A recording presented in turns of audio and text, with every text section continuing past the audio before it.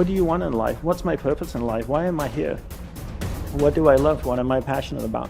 How many people can genuinely answer, this is my purpose in life? Very, very few people. Once you're clear with your purpose, you know what to concentrate on, and you know what to direct your finite amount of energy towards. If you're conditioned, it's because you have allowed yourself to become that.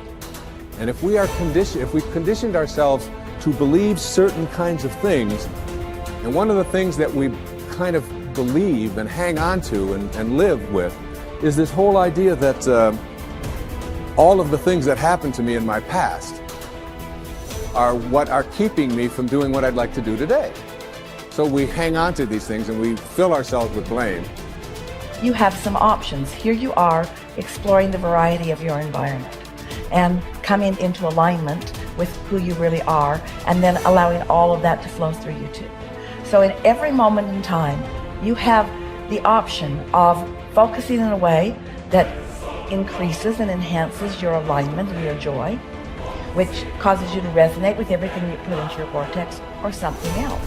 There really are not so many other choices, are there? You can focus on a problem. You cannot have enough money and feel bad because you are attached to the money, or you can not have enough money and feel good as you're anticipating more coming. But the consequence or the circumstance of the money does not need to dictate to you how you feel. That is the problem with getting attached to something that you can't control, is that it leaves you like a puppet with no strings. It's about not putting your attachment in all the wrong places, not putting it in what is temporary, but putting it in what is steady. And then in that steady attachment or alignment, then you can just flow it to whatever is currently in your now, flowing through your experience. You can't give away what you don't have. People who are not good at giving away love can't give away love because they don't have it to give away. If I want to give you a dozen oranges, I can't give you those dozen oranges unless I go out and pick up 12 oranges someplace.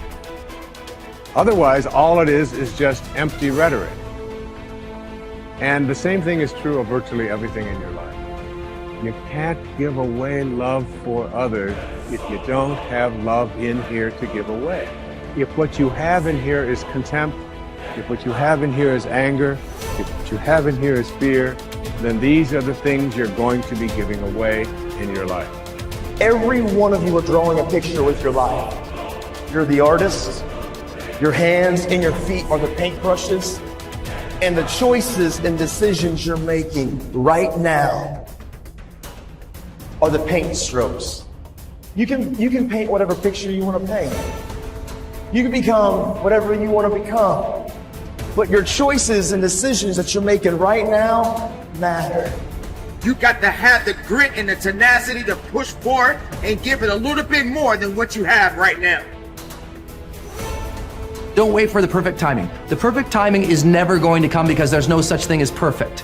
There's never going to be a day where you wake up and you're like, this is the perfect day for me to finally change. All the things have lined up. My inbox is completely clear. I have nothing to do today. There's no distractions. The kids are finally perfectly on their own. Oh my gosh, my husband or wife is finally perfect on their own. Everybody is healthy around me. Everything is just perfect. The day is sunny and bright. And oh my gosh, look at all this gold that just happened to appear in front of me. It's not going to happen like that.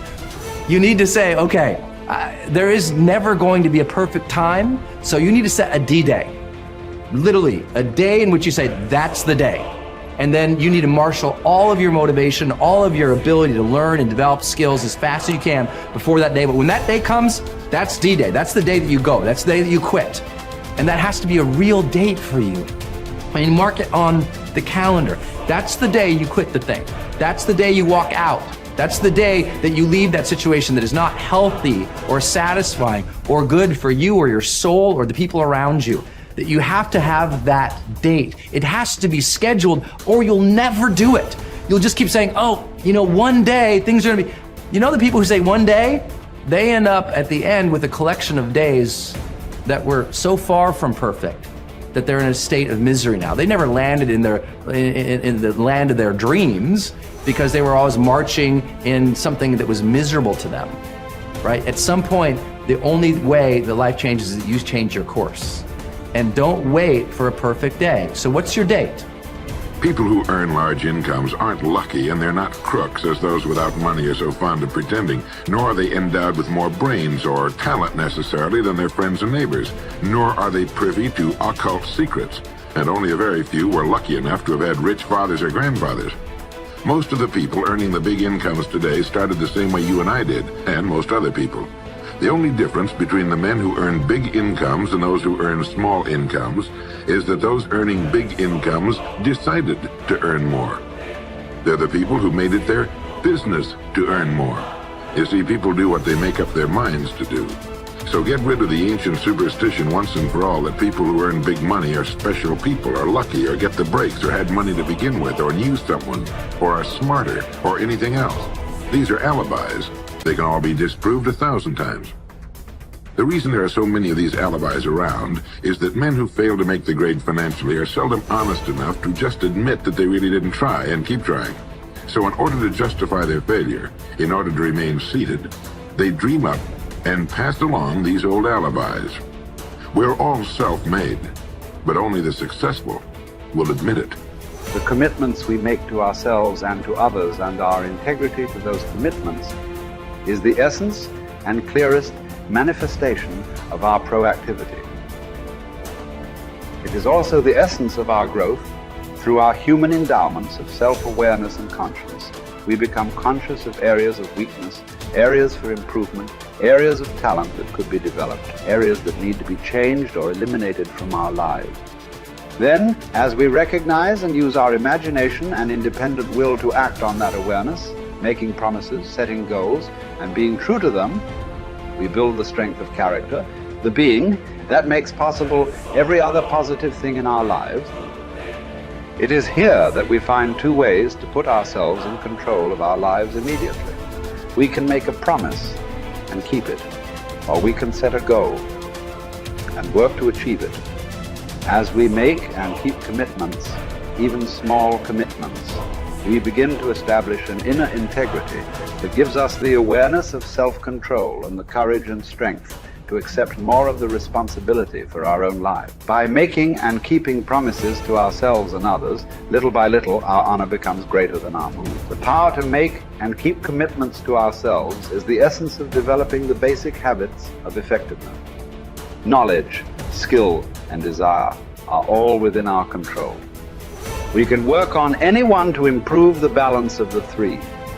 As the area of intersection becomes larger, we more deeply internalize the principles upon which the habits are based and create the strength of character to move us in a balanced way toward increasing effectiveness in our lives. Get stronger. You can develop the muscle. You can develop the courage muscle. You can develop the inspiration muscle. You can develop the dedication muscle. You can get stronger. There isn't anybody here that can't get stronger. Next time we see you, may not even recognize you. How strong you're going to be able to become in language, in style, and personality, the ability to cope, the ability to handle with anything that happens, no matter what happens. And the third one is get better. We can all get better. I've gotten better. First talk I gave, I stood up, my mind sat back down. But here's the secret to my success. I stood up and did it again. Stood up and I did it again. And I did it again, and I did it again all those many years ago. I did it when I was scared, and I did it when I didn't want to, and I did it when I was ill. And I did it when it didn't work well, and I did it when they didn't appreciate it, and I didn't a lot of times when I didn't know much what I was doing. I just did it anyway. And now all these years later, I'm asked to walk on this stage with the greatest introduction I've ever had, greatest response and welcome I've ever had, the greatest opportunity I've ever had to touch this many lives with a mixture of words and heart and soul. I got better. I got better day by day and week by week and month by month, and I'm asking you to do the same thing until you can develop a long arm and a long reach, until you can develop influence that won't quit. Touch people next year you couldn't touch this year.